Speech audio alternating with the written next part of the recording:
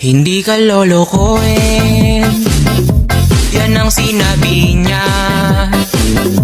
Kayo lang hanggang dulo, wala daw siyang iba.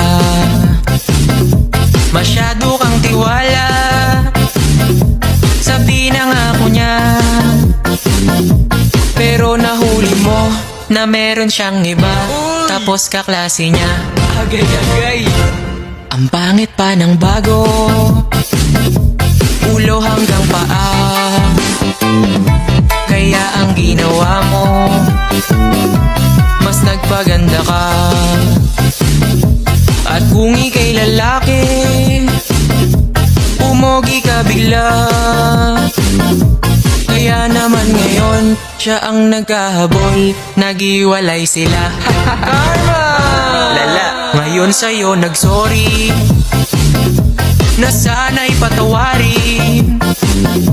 Huwag mo nang pansinin, yang ex mo na praning, deserve niyang karmahin.